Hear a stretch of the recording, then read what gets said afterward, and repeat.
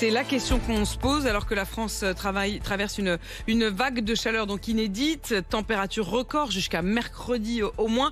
Bonjour Astrid Panosyan-Bouvet. Bonjour. Vous êtes la ministre du Travail et de l'Emploi. À partir de demain matin, mardi 1er juillet, c'est un décret qui rentre en vigueur et qui renforce les obligations des entreprises en cas de forte chaleur. Pourquoi ce décret ? Mais pourquoi ce décret ? Parce qu'on voit bien qu'avec le dérèglement climatique, les canicules qui pouvaient être beaucoup plus rares, beaucoup plus courts, beaucoup moins intenses, c'est le monde d'avant. Et qu'on arrive maintenant à quelque chose où les canicules arrivent beaucoup plus tôt, beaucoup plus longues, beaucoup plus intenses et beaucoup plus fréquentes. Et donc il faut adapter effectivement le monde du travail. Et en fait, on est en train de passer d'une logique d'incitation à une logique d'obligation patronale pour pouvoir être dans la prévention du risque chaleur. D'autre chose, c'est qu'on est en train d'introduire la chaleur comme un risque professionnel. Et donc ça veut dire quoi très concrètement ? Ça veut dire que en fonction de la gradation, vous parlez beaucoup des alertes jaunes, orange, rouge de Météo France, les obligations sont renforcées sur les aménagements horaires par exemple, avec des aménagements horaires où quand on travaille dans le bâtiment ou sur les chantiers, on peut commencer plus tôt, où il y a des pauses au moment où les périodes sont les plus chaudes. Il y a également l'hydratation, parce qu'on sait que les coups de chaleur viennent avec le manque d'hydratation. Donc s'il n'y a pas de poste d'eau courante, c'est 3 litres d'eau par jour par salarié. Donc c'est des obligations aussi sur les vêtements qui doivent être respirants, sur les équipements. Donc des choses qui sont extrêmement très concrètes et qui sont des réponses graduées au fur et à mesure que les alertes par département se renforcent. C'est adapté à chaque secteur de Tout travail. À fait. Mais d'abord un mot, vous dites, on passe de l'incitation à l'obligation. Est-ce que ça veut dire aussi que, en cas de non-respect, il y aura des sanctions ?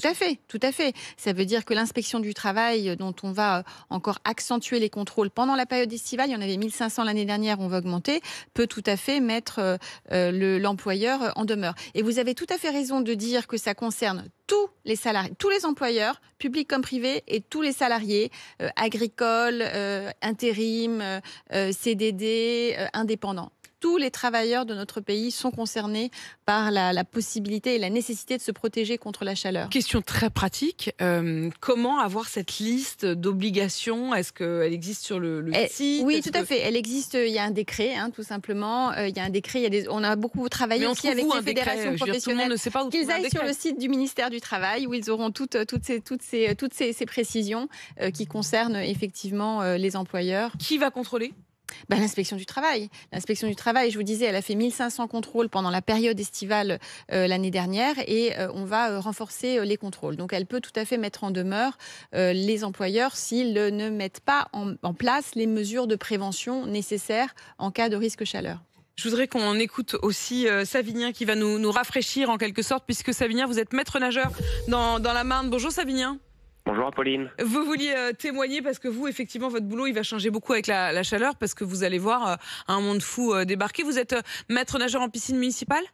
Oui, c'est ça, ouais. Maître nageur en piscine municipale à Épernay. Et qu'est-ce que vous constatez là depuis quelques jours ?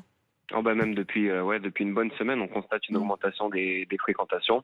Plus de public, les gens viennent se chercher des coins de fraîcheur, donc ils viennent à la piscine pour se rafraîchir. Est-ce que vous avez quelques conseils à donner à ceux qui nous écoutent ? De ne pas hésiter à aller à la piscine. En plus, je sais que nous, sur Épernay, on va aménager les horaires justement pour pouvoir accueillir encore plus grandement le public. Donc, ça veut dire plus tôt le matin, plus tard le soir ? D'habitude, on ouvre à partir de 4h les après-midi. Là, on va essayer d'ouvrir un peu plus tôt et effectivement, on va essayer de pousser un peu plus tard le soir pour pouvoir accueillir beaucoup plus de personnes et que les personnes puissent se rafraîchir plus longtemps. Comment vous faites, vous, Savinien ? Parce que vous êtes souvent au bord de la piscine et il y fait très chaud. Ouais, il est fait extrêmement chaud et du coup, on a notre petite gourde qu'on remplit très régulièrement et on s'hydrate. Voilà, c'est ça le conseil. Déjà, rien que de vous parler, Savinien, j'avais un petit air de fraîcheur. J'ai eu presque l'impression d'aller à la piscine avec vous. Les crèmes solaires. Aussi. Et la crème solaire, comme le dit la ministre. Bonne journée, Savinien. Mais vous savez quoi, cette histoire de crème solaire, moi j'y pense souvent, je me dis, ça coûte très cher, la crème solaire. Alors il y a des premiers prix, mais qui sont parfois moins efficaces. Oui, est-ce que c'est pas un problème que ce ne soit en aucun cas remboursé par la sécurité sociale ? Alors ça, c'est de la prévention oui. sur la médecine. Vous avez raison, vous avez raison. En tout cas, c'est une question que vous pourriez soumettre à mon collègue de la santé. Je le ferai. Mais et je compte sur vous pour le faire.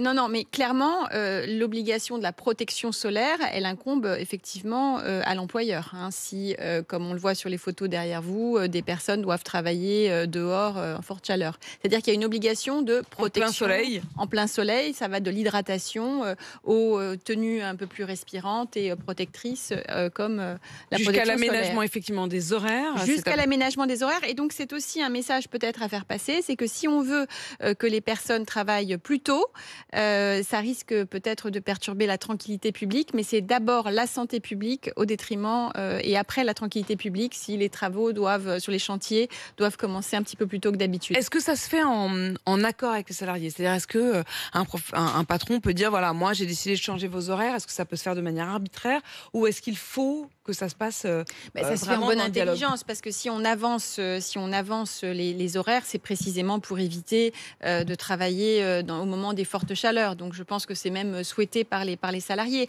Un point important, c'est que ce décret, on l'a pas fait là comme ça sur un coin de table, juste en prévision des canicules. Ça fait un moment qu'on y travaille.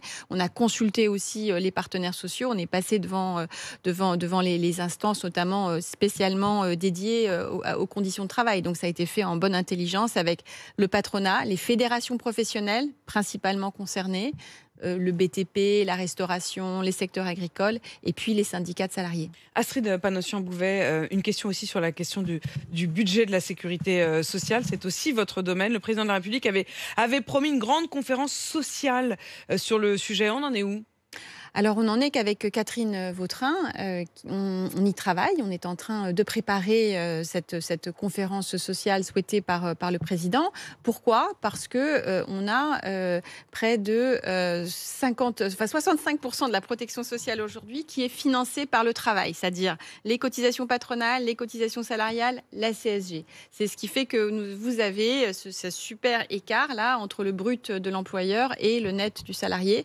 Je pense qu'il faut qu'on est tous d'accord aujourd'hui pour réfléchir à comment financer la protection sociale autrement pour que ça ne repose pas autant, parce que ça c'est vraiment une spécificité française par rapport à d'autres pays, autant sur le travail. Il y a deux questions. Il y a la question du financement avec évidemment la piste de la TVA sociale. Vous y êtes favorable ou opposé ? Le Premier ministre doit s'exprimer après le 14 juillet. Et donc, mais ça fait partie des choses où on doit réfléchir à une protection sociale. Pas de problème pour que la protection sociale liée au travail, les accidents du travail, on en a quelque part parlé là avec ce risque chaleur, le chômage, la retraite, soit assise quand on la finance sur les revenus du travail. Par contre, pour des assurances universelles comme la santé, la famille, la perte d'autonomie, ce n'est pas normal que ces risques soient à ce point financés par le travail. Le patron de la sécurité sociale était mon invité la semaine dernière. Oui. Il évoquait 60 pistes pour tenter de remplir le trou de la Sécu, et notamment la question des arrêts maladie de très longue durée. Il disait qu'il faudrait repasser à des arrêts maladie non pas de 1 an, de 6 mois, mais des arrêts maladie plus courts, renouvelables évidemment autant qu'il le faudra, mais qui permettent aussi de repasser devant un médecin tous les 3 mois. Est-ce que ça aussi vous y êtes favorable ? Je pense que ça fait partie des pistes qu'on est en train très sérieusement de regarder, parce que les arrêts de travail, ils ont vraiment été multipliés par 2 après le Covid. Et on voit bien qu'il y a à la fois les arrêts courts, qui deviennent presque des habitudes et qui gênent d'ailleurs beaucoup des gens qui travaillent dans les équipes, et puis les arrêts longs. Et donc, il faut absolument juguler cette augmentation. Et une dernière question, l'année blanche. Gabriel Attal, ce matin, s'y dit favorable. Est-ce que vous estimez que c'est une bonne chose ?